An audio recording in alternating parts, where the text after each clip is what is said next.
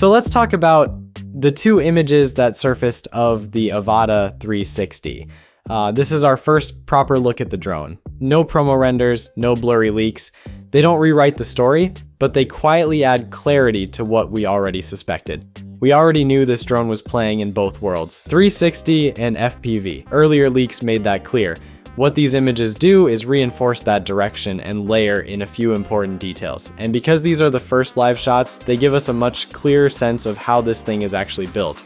Start with the frame.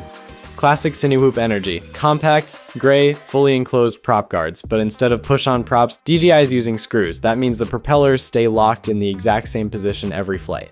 For a 360 drone, that consistency really matters. Even tiny prop shifts can show up in the footage.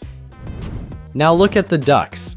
They're vented at the top, not fully sealed. That lets hot air escape, smooths airflow inside the duct, and cuts down subtle turbulence, exactly the kind a 360 camera would otherwise pick up. Taken together, vented ducts and screwed-on props tell a very clear story.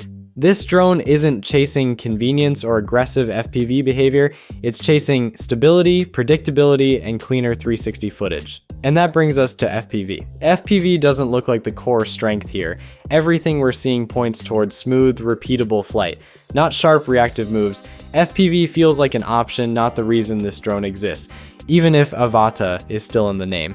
Now shift your attention to the controller. The design looks very familiar, closely resembling DJI's recent RC lineup, possibly the RC2, with a live feed on screen.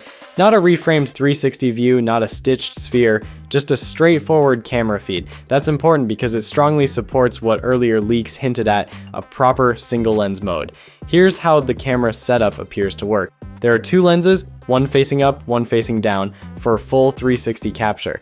But instead of fixing them in place, the entire camera module rotates about 90 degrees. When you want normal footage, one of those lenses physically swings forward and becomes the main camera. That's a big distinction.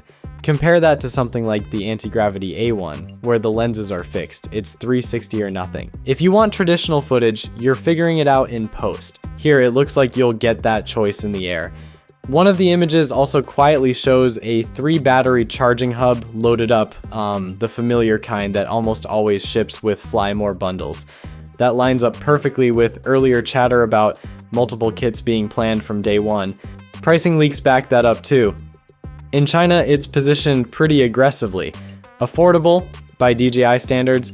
Once you factor in the usual US premium, the estimates land higher, but still within reach for what this drone is trying to do, especially if it truly bridges FPV and 360 without forcing compromises. And honestly, with how much has leaked already, design, camera mechanics, bundles, pricing, it really doesn't feel like we're guessing anymore. This feels like a product that's already finished. We're just waiting for DJI to say it out loud. Peace.